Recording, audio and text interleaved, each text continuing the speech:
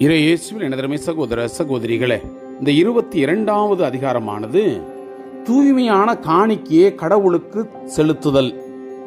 பழுதற்ற எந்த காணிக்கையும் கடவுளுக்கு செலுத்த வேண்டாம், அது கடவுளுக்கு உகந்தது அல்ல என்பதை விவரமாக எடுத்து வைக்கிறது. அது தானிய படையலாக இருக்கலாம், அல்லது நம்முடைய ஆடு மாடுகள் புறாக்கள் இந்த ஒரு பழிப்பொருட்களாக இருக்கலாம்.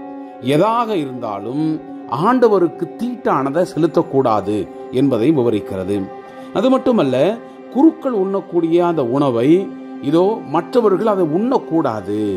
அவர்கள் யாராக இருந்தாலும், ஏன் அவர்களுடைய சொந்தக்காரர்கள் வந்திருந்தாலும் அதை உண்ணக்கூடாது என்பதையும் இது விவரமாக எடுத்து வைக்கிறது.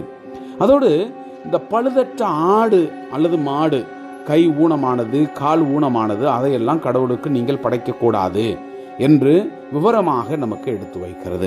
அன்புக்குரியவர்களே, இந்த அதிகாரத்தை நாம் உள்வாங்கும் பொழுது நம்முடைய வாழ்க்கையில நாம் பார்க்கிறோம் அல்லவா, எந்த ஒரு கோழியாவது கால் நொண்டி ஆயிடுச்சுன்னா கடவுளுக்கு நெருந்தளிப்போம், இது செவத்தியா இருக்கு அல்லது அந்தோணியா இருக்கு என்று.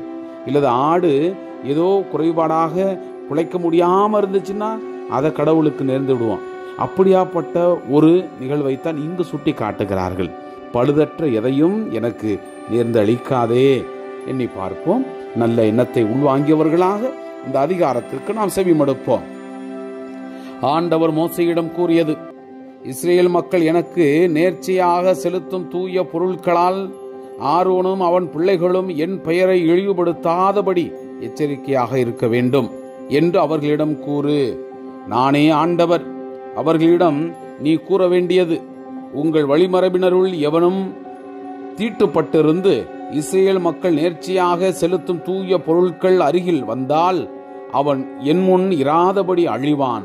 நானே ஆண்டவர். ஆரோன் குடும்பத்தினரில் தொழுநோயாளியோ விந்து ஒழுங்க உடையவனோ இருந்தால் குணமாக மட்டும் அவன் தூய பொருட்களை உண்ண வேண்டாம். பிணத்தால் தீட்டானதை தொட்டவனும் விந்தொழுகியவனும் தீட்டு என ஒதுக்கிய ஊர்வனவற்றையோ தீட்டான மனிதரையோ தொட்டவனும் மாலை மட்டும் தீட்டுடன் இருப்பான். அவன் தூய பொருட்களை உண்ணாமல் தன் உடலை தண்ணீரால் கழுவ வேண்டும். கதிரவன் மறைந்த பின் தூய்மையடைவான். அப்பொழுது அவன் தூய பொருட்களை உண்ணலாம், ஏனெனில் அது அவன் உணவு. தானாய் செத்ததையும் பீறி குழிக்கப்பட்டதையும் அவன் உண்டு தீட்டாக வேண்டாம். நானே ஆண்டவர். எனவே தூய்மையானதை தீட்டாக்குவதால் தங்கள் மேல் பாவத்தை சுமற்றிக் கொண்டு சாகாதவாறு நான் ஒப்படைத்தவற்றை அவர்கள் காப்பார்களாக. நானே அவர்களை தூயராக்கும் ஆண்டவர். வேற்றினத்தார் எவரும் தூய பொருட்களை உண்ண வேண்டாம். குரு வீட்டில் உள்ள விருந்தினரும் கூலிக்காக வேலை செய்பவரும் தூய பொருளை உண்ண வேண்டாம். குருவின் பணம் கொடுத்து வாங்கிய அடிமையும் அவன் வீட்டில் பிறந்தவனும் குருவின் உணவை உண்ணலாம். குருவின் மனமுடித்த மகள் தூய பொருட்களை உண்ண வேண்டாம். குருவின் குழந்தைகளற்ற கைம்பெண் அல்லது மணவிலக்கு பெற்றவளான மகள் திரும்பி வந்து இளமையிலிருந்து தன் தந்தையோடு வாழ்ந்தது போல வாழ்ந்தலாயின் தந்தையின் உணவில் பங்கு பெறலாம். ஆனால் பொதுநிலையர் எவரும் அதை உண்ணலாகாது. தூய பொருளை அழியாமல் உண்பவர் அப்பொருளுடைய விலையில் 1/5 பங்கை கூடுதலாக கொடுத்து தூய பொருளுடன் குருவுக்கு கொடுக்க வேண்டும். ஆண்டவருக்கு இஸ்ரேலர் நேர்ச்சியாக அளிக்கும் புனித பொருட்களை குருக்கள் இழிவுக்கு உள்ளாக்க கூடாது. அப்புனித பொருட்களை உண்டு இழிவுக்கு உள்ளாக்குவதால் அவர்கள் தண்டனம் செலுத்தும் குற்றப்பழிக்கு ஆளாவார். ஏனெனில் நானே அவர்களை தூய்மையாக்கும் ஆண்டவர். ஆண்டவர் மீண்டும் மோசேயிடம் கூறியது: ஆரோன் அவன் புதல்வர் மற்றும் இஸ்ரேல் மக்கள் அனைவரிடமும் கூற வேண்டியது: இஸ்ரேலரோ இஸ்ரேலிடையே தங்கியிருக்கும் அந்நியர்களோ தங்கள் பொருத்தனைக்கு ஏற்ப அல்லது ஆர்வ மிகுதியால் எரிபலியாக செலுத்தும் காணிக்கை அவரவர் விருப்பப்படியே மாடு ஆடு வெள்ளாடு எவற்றேனும் பழுதற்ற ஓர் ஆணாயிருப்பதாக. பழுதற்ற எதையும் உங்களுக்கு செலுத்தலாகாது, அது ஆண்டவருக்கு உகந்தது அன்று. சிறப்பு பொருத்தனையோ தன்னார்வு காணிக்கையோ மாடுகளில் அல்லது ஆடுகளில் நல்லுறவு பலியாக செலுத்தினால் அது ஏற்கத்தக்கதாக அமைய மாசு மறுவற்றதாய் இருத்தல் வேண்டும்.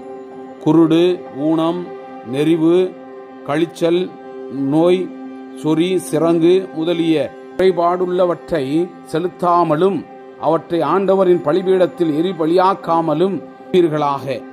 உறுப்பு ஒழுங்கற்ற ஆடோ மாடோ மகிழ்வு பலியாகலாம், ஆனால் அது பொருத்தனைக்கு ஏற்றதன்று. விதை நசுங்கினதையும் நொறுங்கினதையும் காயப்பட்டதையும் விதை அடிக்கப்பட்டதையும் ஆண்டவருக்கு நீங்கள் காணிக்கை ஆக்காமலும் உங்கள் நாட்டில் பலியிடாமலும் இருப்பீர்களாக. வேற்றின் மக்களிடமிருந்து இத்தகையவற்றை வாங்கி உங்கள் கடவுளுக்கு உணவு படையலாக செலுத்தாதீர். அவற்றில் கேடும் பழுதும் உள்ளன. அவை உங்கள் சார்பாக ஏற்றுக்கொள்ளப்படா மாட்டா. ஆண்டவர் மோசேயிடம் கூறியது, ஒரு கன்று, செம்மறி அல்லது வெள்ளாட்டு குட்டி பிறந்தால் 7 நாளாவும் தன் தாயிடம் அது இருக்கட்டும். 8ஆம் நாளிலிருந்து அது ஆண்டவருக்குரிய எரிபலியாக செலுத்தப்படும். இது விரும்பத்தக்கது. பசுவையும் அதன் கன்றையும் அல்லது ஆட்டையும் அதன் குட்டியையும் ஒரே நாளில் பலியிட வேண்டாம். நன்றி பலியை ஆண்டவருக்கு செலுத்தினால் அது உங்கள் சார்பாக ஏற்க தகுந்ததாக இருக்கட்டும். அன்றே அது உண்ணப்பட வேண்டும். விடியற்காலை மட்டும் அதில் ஒன்றும் மீதியாக வேண்டாம். நானே ஆண்டவர். என் கட்டளைகளை கடைபிடித்து அவற்றிற்கேற்ப ஒழுகுங்கள். நானே ஆண்டவர். இஸ்ரேல் மக்களிடையே நான் தூயவராக கருதப்படுமாறு திருப்பெயரை இழிவுபடுத்தாதிருங்கள். நானே உங்களை புனிதர் ஆக்கும் ஆண்டவர். கடவுளாய் இருக்குமாறு உங்களை எகிப்தினின்று அழைத்து வந்தேன். நானே ஆண்டவர் என்று சொல் என்றார். Praise the Lord. இயேசுவுக்கே புகழ். மரியே வாழ்க.